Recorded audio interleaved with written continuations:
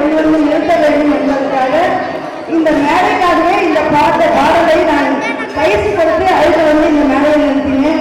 எனவே தோற்றமாக திருவள்ளுவோடு தகவல் மக்கள் அனைவரும் சிறப்பாக இருக்க வேண்டும் என்பதற்காக இந்த பாடலை நான் இங்கு அறிஞர்கள் செய்து அந்த ஒரு பாடலை மட்டும் நம் தகவல் மக்களுக்காக ஒரே ஒரு பாடல் அந்த திருவள்ளுவாவே கண்டிப்பா எல்லாரும் கேட்கணும். அதுதான் மதுரையினுடைய சிறப்பே அதிகம். திருச்சிற்றம்பலம் அதையும்